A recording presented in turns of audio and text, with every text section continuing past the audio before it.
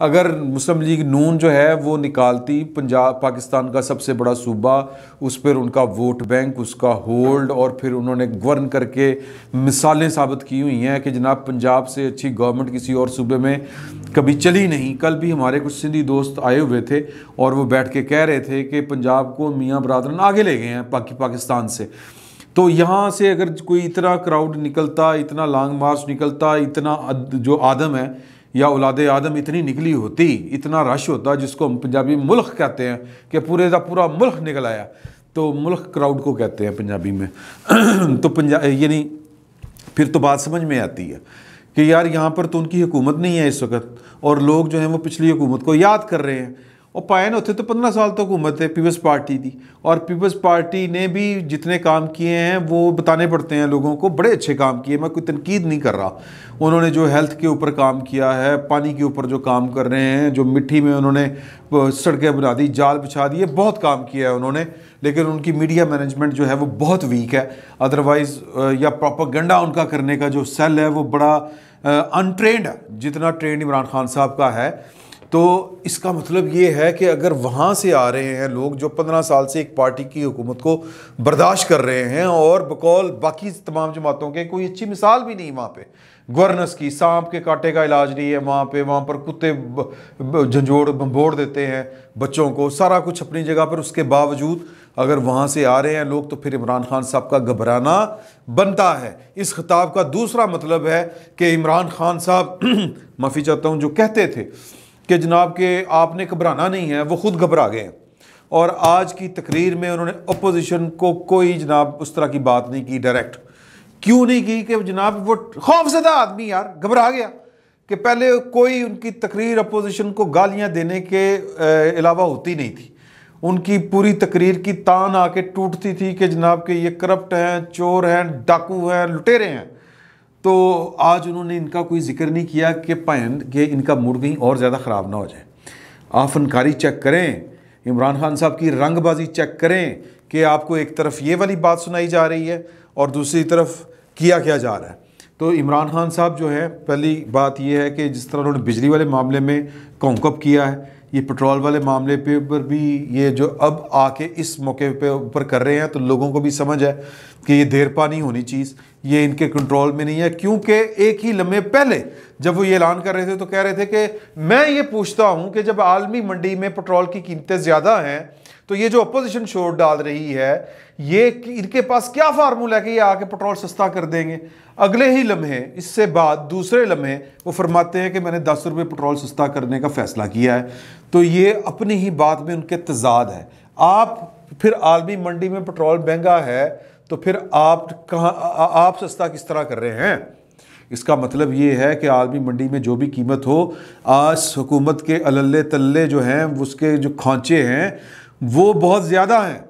وہ جو آپ خان صاحب ٹھیک کہا کرتے تھے کہ جب پٹرول مہنگا ہوتا ہے تو اوپر وزیر اعظم آپ کا چور ہوتا ہے، تو یہ آپ ہی کی بات آپ کے اوپر آ رہی ہے۔ دوسری بات معافی چاہتا ہوں، انہوں نے بات کہی کہ جی کہ وہ اپنا میں کون سا سوئٹزرلینڈ کی اکانومی مجھے ملی تھی، اور اس سے پہلے آج کے خطاب سے پہلے انہوں نے کہا جب ہمیں اقتدار ملا تو ملک دیوالیہ ہو چکا تھا۔ فیک نیوز ان کے اوپر لگتی ہے، فیک نیوز کے اوپر میں بعد میں آتا ہوں کہ جو ان کو اپنی جو اہلیہ کا بیسیکلی درد ہے، سارے درد اپنے ہی ہوتے ہیں، اور جناب وہ پورے کا پوری قوم کا اور آزادی صحافت کا اور آزادی اظہار رائے کا کڑا نکال دیں کہ لیے یہ سربستہ ہو گئے ہیں، کمر بستہ ہو گئے ہیں۔ تو جناب انہوں نے کہا کہ جی کہ ہمیں مطلب وہ ملا تھا پاکستان، پچھلی تقریر میں کہا تھا دیوالیہ، آج کہہ رہے تھے کہ مجھے کون سی سوئٹزرلینڈ کی اکانومی ملی۔ تو میں بتانا چاہ رہا ہوں کہ جو میکرو لیول کے اوپر اکانومی کیا تھی پاکستان کی، جب یہ آئے تو ڈالر 105 کا تھا، اب 180 کا ہو چکا ہے۔ پٹرول جب یہ آئے تو 75 روپے لیٹر تھا، آج 160 روپے پر بک رہا ہے۔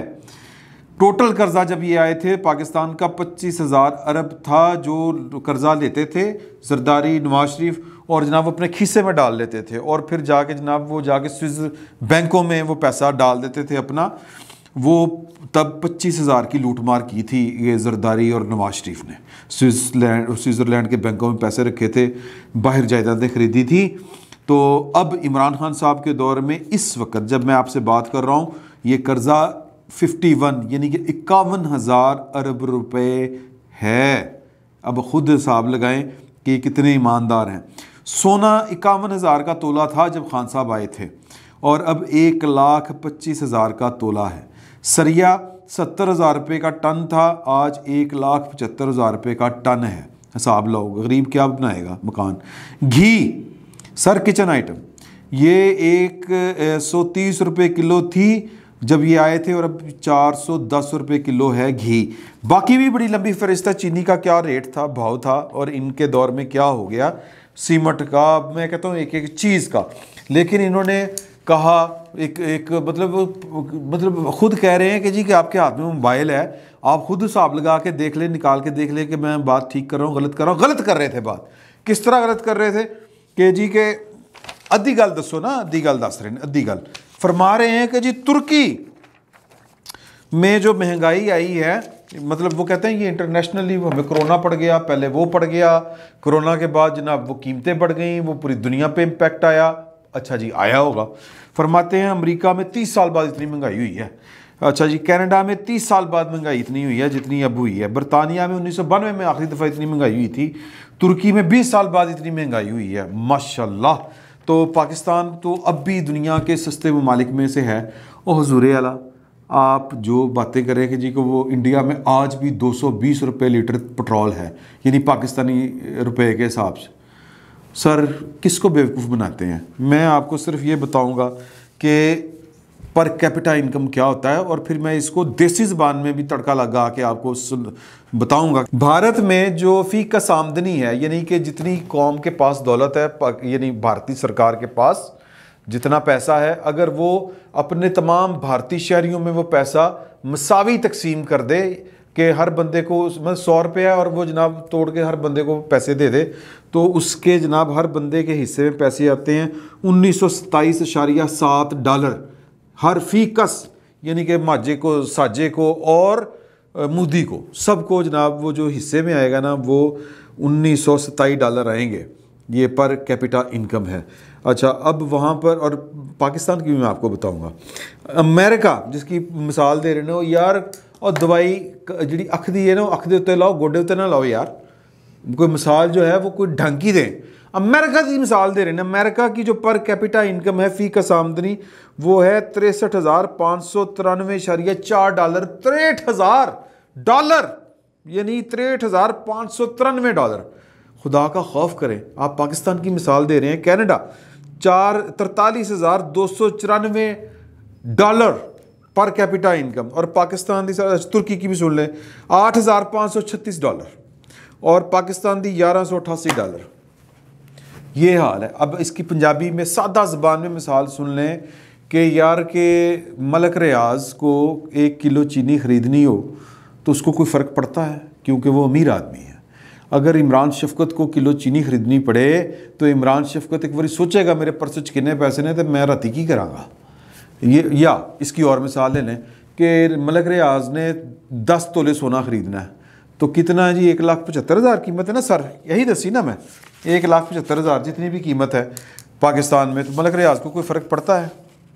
हैं जी 1,75,000 नहीं, सॉरी 1,25,000 फ़ी तोला।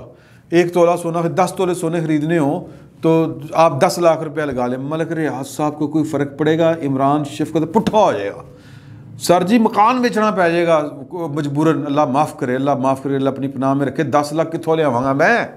तो यही हाल है पाकिस्तानियों का कि आप पाकिस्तानियों को, आम पाकिस्तानी को मिला रहे हैं अमेरिका के शहरियों के साथ कि जी उत्थे भी तो महंगाई हुई है, उनको नहीं फ़र्क पड़ता। यार पाकिस्तान में पेट्रोल मैं कहता हूँ 500 रुपये का हो जाए लीटर, मलक रियाज को फ़र्क पड़ना है? फ़र्क तो पड़ेगा आम कौम को, आम अवाम को। आप उसको, यही कंपैरिजन है। अमेरिका में महंगाई से कोई फ़र्क नहीं पड़ता, कनाडा में फ़र्क नहीं पड़ता, तुर्की में नहीं पड़ता, भारत में इतना नहीं पड़ता। भारत में भी मैं ये नहीं कहता कि बिल्कुल नहीं पड़ता, इतना नहीं पड़ता, क्योंकि फ़र्क बहुत ज़्यादा है ना। बाकी अमेरिका के नाल तुसीं सानू जनाब बिठा के आप मिसालें दे रहे हैं, तो ये कंपैरिजन बिल्कुल 2 नंबरी है, गलत है, ज़्यादती है, जुल्म है। और ये मेरा ख्याल है कि हमारे ज़ख्मों के ऊपर बैठ के नमक छिड़कने वाली बात है कि फिर तुसीं अमेरिका डर जाओ। इसका मतलब यही है। मतलब क्या है यार, मतलब इतनी 2 नंबरी। तो बेसिकली ये सारे का सारा। और फिर पीका के ऊपर उन्होंने कहा کہ جی کہ وہ یہ ذاتی ظاہر ہے کہ ہم خلاف نہیں ہیں. میں اس کے اوپر زیادہ ڈیٹیل اس میں لیے نہیں جانا چاہتا کہ یہ صحافی جو ہے نا ان کے اوپر یہ والا مسئلہ جو مطلب یہ صرف صحافیوں کا کیس نہیں ہے, یہ عام عوام کا کیس ہے. دیکھیں پاکستان کا جو نیشنل میڈیا ہے جو وہ بھی چیخ رہا ہے یہ پیکا کے اوپر, وہ کنٹرولڈ ہے. آپ اس کی مثال یہ لیں کہ بلاول بھٹو زرداری تقریر کر رہے ہوتے ہیں, اکیلے بلاول بھٹو زرداری کی تقریر سنائی جاتی ہے نیشنل میڈیا کے اوپر, اور آگے سے بھی دکھا رہے ہیں, پیچھے سے بھی دکھا رہے ہیں, کراؤڈ بھی دکھا رہے ہیں, دکانیں دکھا رہے ہیں, مارکیٹیں دکھا رہے ہیں, ثابت کرنے کی کوشش کر رہے ہیں کہ یار کسی طریقے پاکستان کا نیشنل میڈیا ثابت کر دے کہ بلاول بھٹو زرداری کے لانگ مارچ میں لوگ نہیں ہیں. اور دوسری طرف جو تحریک انصاف کے شاہ محمود قریشی, اسد عمر علی جو ہے زیدی, وہ ایک مارچ لے کے نکلے ہوئے ریلی, اور اس کی جناب ہر بندے کی تقریر بھی سنائی جاتی ہے اور کراؤڈ نہیں دکھایا جاتا کیونکہ خالی کرسیاں ہیں. تو یہ ہے کنٹرولڈ میڈیا.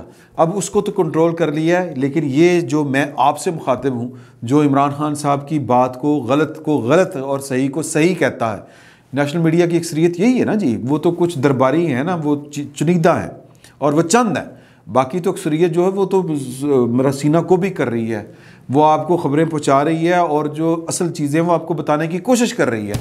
یہ اس کو بھی لگام ڈالنا چاہتے ہیں, یہ اس کو بھی بند کرنا چاہتے ہیں, اور صرف اس لیے کہ ان کی حکومتیں چلتی رہیں, ان کے اوپر کوئی سوال نہ کرے, اور یہ بار بار اپنی اہلیہ کا حوالہ دیتے ہیں. اور پھر یہ میرے پاس کہنے کو بہت کچھ ہے, مطلب پھر یہ اہلیہ کہ جی وہ سیاست میں تھوڑی ہیں, وہ یہ بھئی وہ سیاست میں نہ ہوں لیکن وہ انتظامی معاملات میں تو ان کا نام ہر دوسرے دن بج رہا ہوتا ہے. وہ خود سرکاری سطح کے اوپر سرکاری پروٹوکول کے میں وہ یہاں پر لاہور میں دورے کر رہی ہوتی ہیں ہر دوسرے تیسرے ہفتے. کبھی وہ پناہ گاہوں میں جا رہی ہوتی ہیں, کبھی وہ پاگل خانے جا رہی ہوتی ہیں, یا وہ ذہنی امراض کا جو ہاسپٹل ہے وہ پاگل خانہ, مجھے کسی نے کہا تھا اس کو پاگل خانہ نہیں کہنا چاہیے, لیکن بہرحال وہ تو ذہنی امراض کے ہاسپٹل جا رہی ہیں. منشیات کے جو لوگ ہیں وہ بھی اسی جگہ پر ہوتے ہیں جو جن کا علاج کیا جاتا ہے. اچھا بہرحال تو جب وہ جناب کوئی یونیورسٹیاں بنوا رہی ہیں, کوئی وہ روحانیت والی سینٹرز بنا رہی ہیں, اس طرح کے وہ کام کر رہی ہیں, تو وہ آ تو گئی ریاستی امور میں مداخلت تو آ گئی ان کی. اور پھر جو ان کے اوپر ہم نہیں کہہ رہے یہ پاک پتن کا ڈی پی او کس نے چینج کروایا تھا, کس طرح چینج ہوا تھا, ان کے سابقہ میاں فون اٹھا کے بغیر باتیں کر رہے ہیں حضور اعلیٰ, تو ہمارا کیا قصور ہے. وہ خود افسروں کو فون کر کے کہہ رہے ہیں کہ ہماری حکومت میں یہ کیوں ہو رہا ہے, ہماری حکومت ہماری حکومت ہماری حکومت. اور ان کے وہ جو ہے وہ کوئی ہیں فرخ یا گجر کوئی اس طرح کر کے, وہ پنجاب کی انتظامیہ کے اوپر ان کا ایک علیحدہ سے ٹیرر ہے. وہ خبریں آئی تھیں, پاک پتن کے ڈی پی او کو لائن حاضر کیا ہوا تھا وزیر اعلیٰ کی موجودگی میں. وہ اقبال گجر صاحب کے بیٹے ہیں, میں بھول رہا ہوں, وہ مطلب ان کی ایک دوست کے میاں ہیں. تو مطلب اب یہ لوگ باتیں تو کریں گے, پھر لوگ تو پھر سوال اٹھائیں گے. حضور اعلیٰ آپ کہتے ہیں کہ جی کہ یہ تو وہ دیکھیں یہ بات سمپل اور سادہ سی ہے جو عمران خان صاحب کی حکومت اور عمران خان صاحب کو سمجھ آج تک نہیں آئی. آج بھی وہ کہتے ہیں کہ میں تھوڑی سی عوام کو ہڈی ڈال دوں گا, میں 10 روپے پٹرول سستا, اور جناب وہ فراڈ کر لوں گا کہ جناب کے 5 روپے بجلی سستی. تو جناب وہ ان کی اپوزیشن کی تحریکوں میں اور ان کی ریلیوں سے اور ان کے مارچوں سے جو ہے وہ جان نکل جائے گی, اس کی پھونک نکل جائے گی. سر پاکستان کا مسئلہ صرف ایک ہے, لا انفورسمنٹ, اور یہ جو ہے نہ چاہتے ہوئے بھی آج نہیں تو کل یہ کرنا پڑے گا. عمران خان صاحب یہ لا انفورس نہیں کر سکے, اور لا انفورس کرنے کا پہلا فارمولہ ہے کہ وہ آپ کو اپنی ذات کے اوپر لاگو کرنا ہوتا ہے. نبی کریم صلی اللہ علیہ وسلم نے فرمایا تھا فاطمہ کوئی بھی ہوتی, میری بیٹی ہوتی ہے کوئی بھی, اگر وہ اس چوری میں ہوتی تو ہاتھ کٹتے. تو قانون تو بھائی لگتا ہے, قانون تو گھر پہ لگانا پڑتا ہے. اور خان صاحب نے کیا کیا تھا, خان صاحب نے اپنا نجائز تعمیرات جو تھی اپنے گھر کی بنی گالا کی ان کو لیگل کروا لیا, اور پوری ریاستی مشینری ان کے ساتھ تھی. اب ریاستی مشینری ان کے ساتھ نہیں تو اسی کی کریے پائے. ہمارا قصور کیا ہے, ہمیں بتایا جائے ہمارا کیا قصور ہے. تو اب آپ اگر یہ سمجھتے ہیں کہ آپ لوگوں کی آواز دبا کے جو ہے وہ, مجھے ایک واقعہ یاد آ گیا, پچھلی یہ جو زرداری صاحب کی نا جی شہباز شریف کی جو گورنمنٹ تھی اس میں ان کی بیٹی کا یہ ایک بیکری کے اوپر پھڈا ہوا تھا. ان کے داماد وہ عمران پتہ نہیں وہ جو بھی معاملہ تھا وہ انہوں نے کوئی کام غلط کیا تھا، میڈیا پر آ گیا، اور پھر چاہتے نہ چاہتے میں کہوں گا کہ یہ جو پاکستان کی رولنگ ایلیٹ ہے یہ خود کو اوپر سمجھتی ہے عام عوام کے، یہ اپنے آپ کو واقعی ایلیٹ ہے، یہ اپنے آپ کو قانون سے مبرہ سمجھتے ہیں، لیکن چاہتے نہ چاہتے ہوئے بھی اپنے جو داماد ہیں ان کو ہتھکڑیاں لگوانی پڑی تھی شہباز شریف صاحب کو، دکھاوے کے لیے۔ صحیح، عمران خان صاحب تو دکھاوے کے لیے بھی نہیں کچھ کر سکے، نہ اپنی بہن کو NOC مطلب جی کہ وہ مشینہ علی سرکار اللہ خیر صلی اللہ، اور پھر وہ کیا ہے کہ جی کہ ان کے جو قریبی بندہ ہوتا ہے وہ کسی غبن میں وہ شریک ہوتا ہے، دوائیوں والا، وہ بابر صاحب وہ تیل والے، تو یہ لوگ تو پھر باتیں کریں گے۔ اب آپ ان کو فیک نیوز کا نام دیں یا آپ کسی اور نام کے اوپر جو ہے وہ لوگوں کی آواز بند کرنا چاہیں تو یہ آواز بند نہیں ہو سکتی۔ کبھی قلم کو بھی ہتھکڑی لگی ہے، کبھی کسی زبان پہ بھی پہرے بیٹھے ہیں، سر کیسی گلاں کر دے ہو، عجیب بات کرتے ہو، دل دکھانے والی بات کرتے ہو، وہ کیا انسان سے ڈرتے ہو؟ انسان تو ہم بھی ہیں، وہ ایک پوری ایک نظم ہے، پھر کبھی آپ کو سناؤں گا کیونکہ چونکہ ٹائم ذرا زیادہ ہو گیا، جذباتی ماحول ہو گیا تھا۔ تو خان صاحب بچنے والے نہیں ہیں، جتنی مرضی نیاز بن لو سر، اس طرح نہیں بچتے ہوتی کچھ کرنا پڑتا ہے، اب کرنے کا ٹائم گزر چکا ہے، سکون کرو۔ YouTube پر گوگلی نیوز دیکھنے کے لیے youtube.com کی سرچ بار میں googly news T V type کریں۔ گوگلی نیوز کے پیج پر سرخ رنگ کے سبسکرپشن والے بٹن پر کلک کرنا نہ بھولیے۔ YouTube پیج پر اپلوڈ ہونے والی ویڈیوز سے باخبر رہنے کے لیے بیل آئیکن پر کلک کیجیے۔ آپ کو ہر نئی ویڈیو کے بارے میں نوٹیفیکیشن موصول ہو جائے گا۔